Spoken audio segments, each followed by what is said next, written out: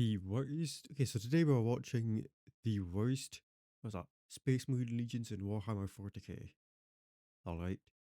If he puts in the Blood Angels, I'm killing him. These are the worst Space Marine legions to be a member of in Warhammer 40k. Okay. Number 5, Lamenters. If you've ever felt like nothing goes right for you, congratulations, you could be a Lamenter. Their bad luck is a genetic level curse, and every member feels it personally. Oh. The Lamenters are a loyalist chapter descended from the Blood Angels, Oh, whose you Primarch bastard. Sanguinius was killed during the Horus Heresy, a galaxy-splitting civil war 10,000 years ago. Blood Angel successors Very inherit sad. 2 curses from that death. The Red Thirst, a vampiric hunger from blood, and the Black Rage, a psychic flashback that makes Marines all Blood believe they're Angels have this. Sanguinius fighting his last battle. The Lamenters were specifically engineered by Imperial Genesmiths to remove both. Instead, they got a new one. Every Lamenter operation goes wrong.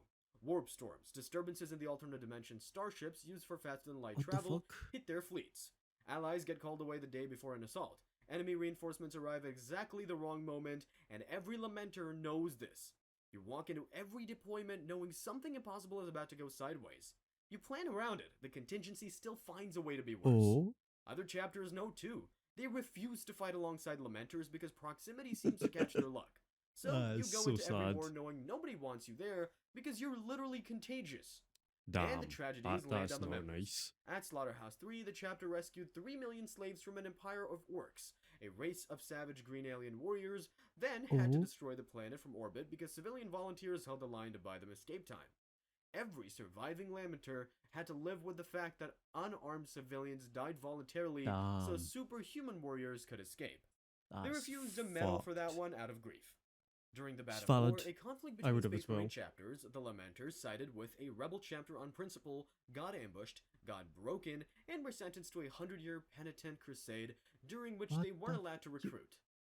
Every brother killed was a permanent subtraction. You watch your numbers shrink every deployment and knew there was no scout company filing in behind you. Then Hive Fleet Kraken, another alien swarm, not the hit them Tyranids. mid-crusade. Afterward, a census found 3 companies left where there had once been 10. Oh, what the fuck? Go away. And here's the final joke. The Black Rage, the curse they were founded to cure, is manifesting anyway. The Lamenters are now forming death companies. Squads of Marines lost to that psychic madness, while still banned from recruiting replacements. Chapter Master Malachim Foros holds back his own Black Rage through pure will. The Sisters of Battle, the Imperium's warrior nuns, wept when they re-sanctified the chapter banner after one disaster.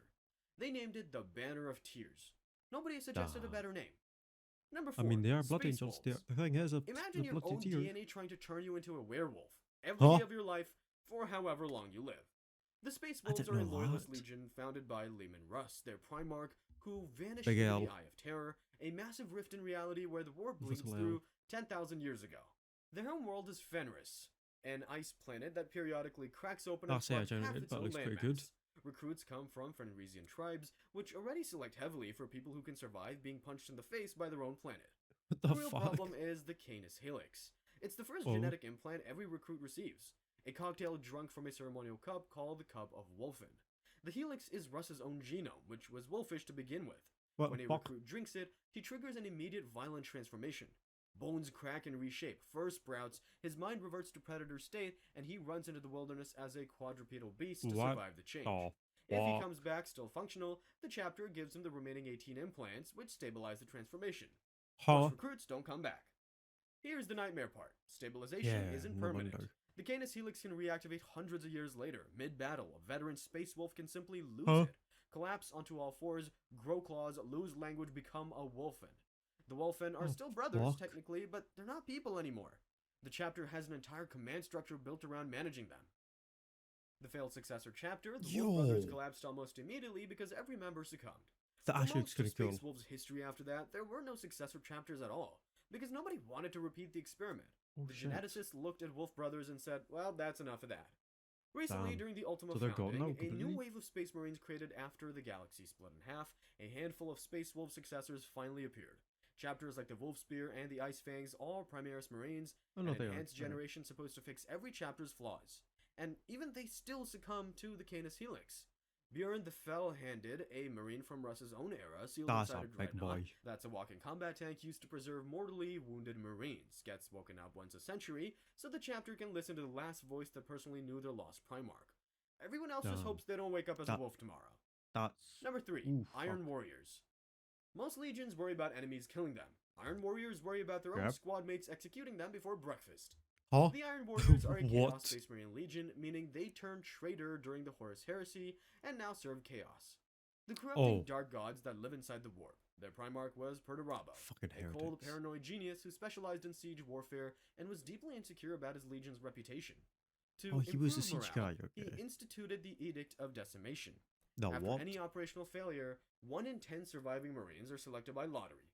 The other 9 kill them with their bare hands. Not in combat, not with honor, with their hands. The practice is still ongoing 10,000 years later. What the Every fuck? Iron Warrior has either participated in a decimation, been on the lottery list and survived, or is owed a debt by someone who has. Rank within the Legion is inherited primarily through successful fratricide. Most current warsmiths, that's the senior commander rank, achieve their position by murdering a predecessor. Once you've climbed the ladder, your entire life is watching your back because every subordinate is auditioning for your job, and the audition is lethal. Perturabo himself stopped trusting Space Marine bodyguards after an assassination attempt. His current honor guard is the Iron Circle. Robots he built himself because robots don't have ambitions. That's your Primarch's opinion of you. Daily life on their homeworld, Medron Guard is industrial siege labor on a world of lava and iron fortresses. Flesh gets progressively replaced with metal. Their motto is iron within, iron without, and they mean it literally. Captain Foryx, one of the Legion's oldest warriors, has been fighting for 10,000 years and openly believes he means nothing to the gods he serves. He keeps fighting anyway. There's nothing else. Number 2. Exorcists. Well, I might just go back to the best way to Imperium. teach his members how to fight demons was to put a demon inside each one personally. Wait, what? Nothing else. What? Number 2. Exorcists. A loyalist chapter decided the best way to teach its members how to fight demons was to put a demon inside.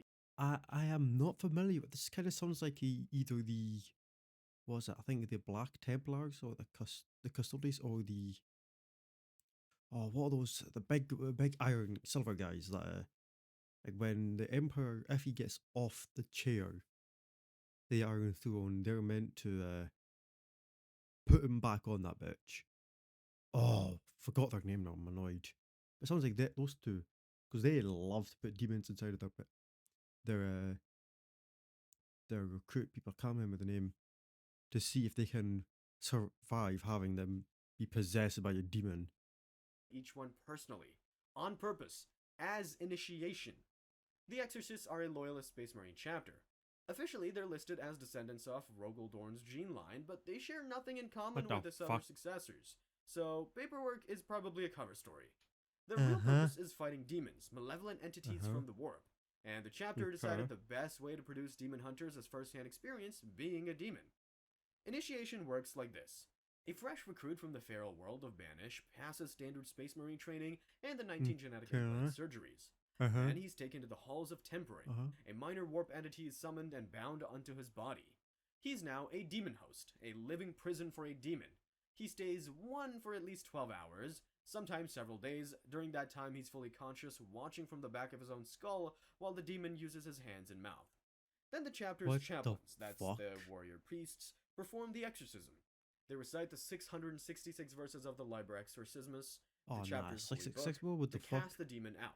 Failure rates are so high that the chapter runs 12 companies instead of the standard 10, with the extra 2 dedicated entirely to raising replacements. Survivors remember everything, lucidly, and they keep developing physical stigmata for the rest of their careers. Patches of scales, small horns, rune scars that appear overnight, eye color that shifts. These have to be surgically cut out into rites called orisons, during which the Marine is made to relive the memory of his possession. Anesthetic doesn't really work for it. Initiates whose possession can be purged get stored on a secret prison craft called the Purgatomb. They've been screaming for roughly 5,000 years. The chapter occasionally uses them as storage for demons cast out of other brothers. If the Imperium ever found out, the Exorcists would be declared traitors overnight. Nobody in this chapter has clean sleep. They know what's in hell because hell has been in them. Attach it, wear it, fucking and keep your cool. The Shark Chill Pill. No, go away. Oh my god, not another ad. Number 1. Emperor's Children. Every other legion has some version of, if Oh, I these just get through things. today, tomorrow might be bearable. Emperor's children Fucking pink heretic bastards. don't get tomorrow. They get less feeling than today, and more desperation. Yep. The Emperor's children are a Chaos Space Marine legion Yep. devoted to Slanesh, the Chaos god of excess and sensation. The Primarch Fulgrim betrayed the Imperium during the Horus Heresy after being possessed by a demon bound inside a sword. His chief apothecary, Fabius Bile, rewired the entire legion's nervous system so pain routes into the brain's pleasure centers. It seemed like a gift at first. Getting shot felt like joy, every battle was ecstasy. Then the nervous system started burning out. After centuries of self-surgery, flaying, and drug cocktails, bile distilled from human captives. Ordinary stimuli register as nothing. Yesterday's climax is today's numb baseline. A Marine at this for a few decades needs something extreme to feel alive. A Marine at it for millennia needs to watch a planet die. The endpoint is the Noise Marine, an Emperor's child so far gone that his entire personality has been replaced by addiction to sonic stimulation. Their codex description is blunt. They cease being human and become a receptacle for the sounds of agony and death. Their weapons fire weaponized sound waves loud enough to liquefy flesh, and they only feel normal when firing them. And then there's Lucius the Eternal. Lucius is a champion of Slanesh, one of the Legion's own, who literally cannot die. Anyone who kills him and feels even the slightest pride about it is biologically transformed into Lucius's new body over a few days. The killer's consciousness is trapped forever as one of more screaming face on Lucius's armor. Lucius himself wakes up in the killer's body and keeps going. Lucius is on his 1,000th body or so by now, and his sanity erodes with every new one. What the fuck? So this is what being an Emperor's child looks like. Your nervous system progressively burns out until the only thing that still feels real is slaughter. The end state is a Noise Marine whose personality has been replaced by addiction to sonic violence. And for the unlucky few who duel Lucius and win, there's that specific hell waiting on top. No retirement either way. Well, that's the list. 5 legions that make regular Space Marine service. Oh my god.